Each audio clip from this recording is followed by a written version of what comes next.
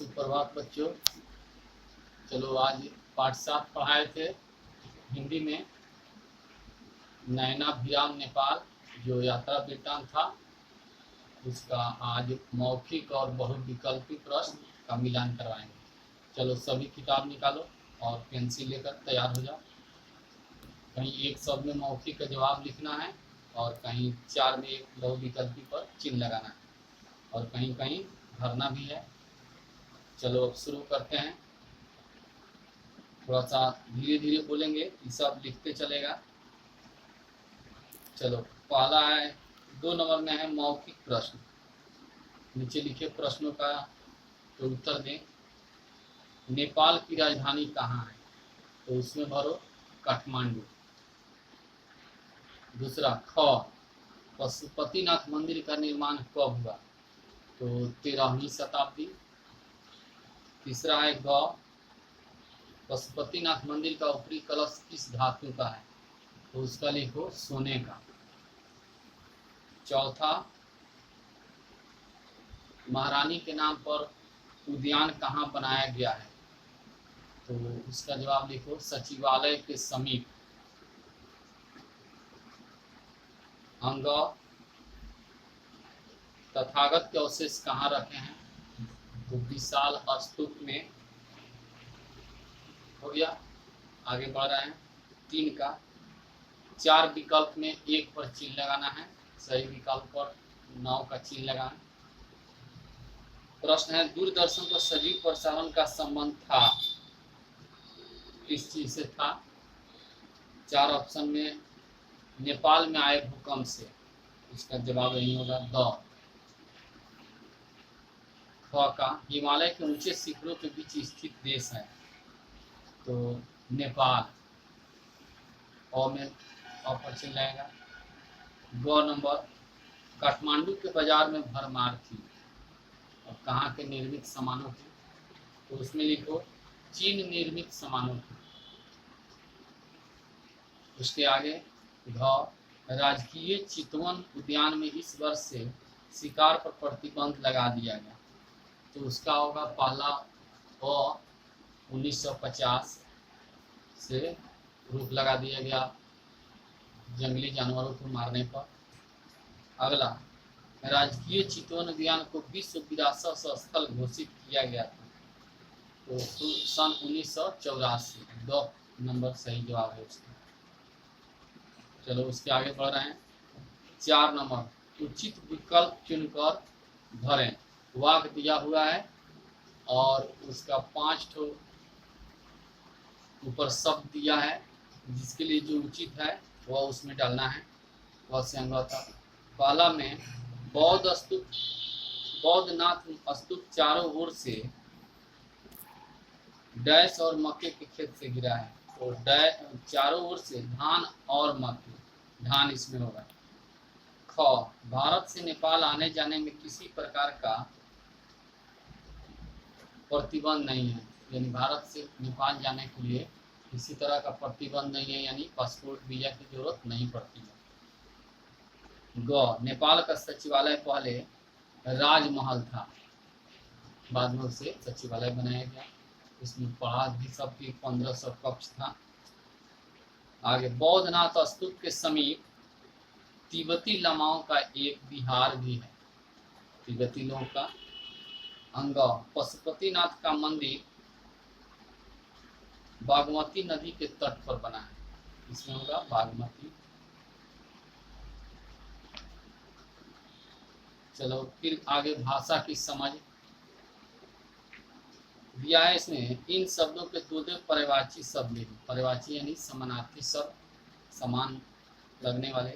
पहला है प्रदेश, इसका हो जाएगा क्षेत्र और प्रांत, मुल्क भी होता है। दूसरा है विश्व, इसका संसार, दुनिया, जगत। तीसरा है ग हिमालय, हिमगिरी, हिमाचल। चौथा है सड़क, सड़क का रास्ता, मार्ग। 5वां है अंग उद्यान, बागीचा, फुलवारी। उसके आगे है वन, जंगल, विपिन, अरण्य।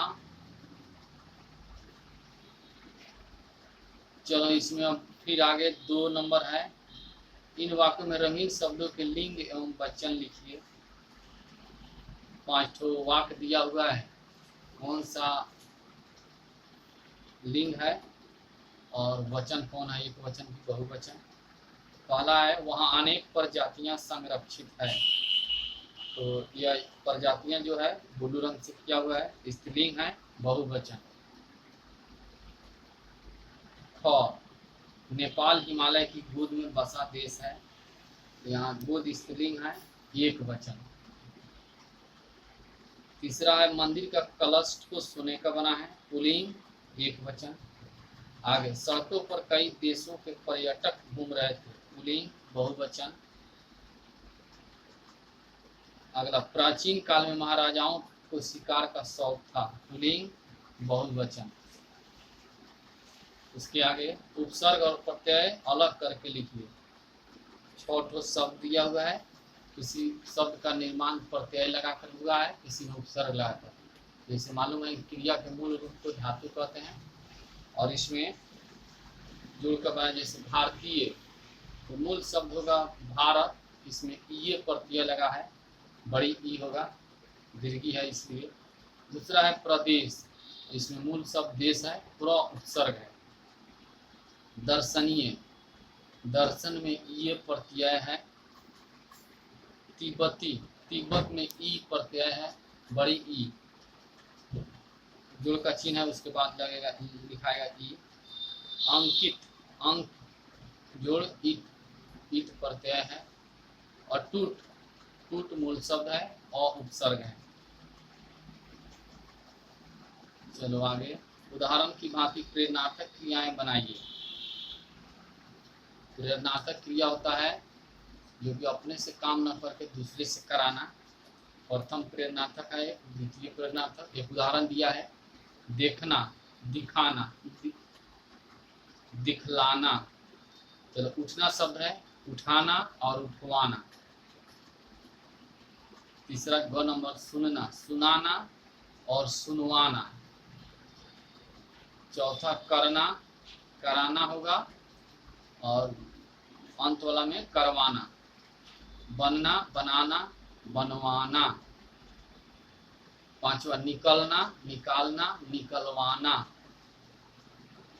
चलो आगे 5 में दे रहा है, इन वाक्यों में से भाववाचक संज्ञा चुन कर लिखिए।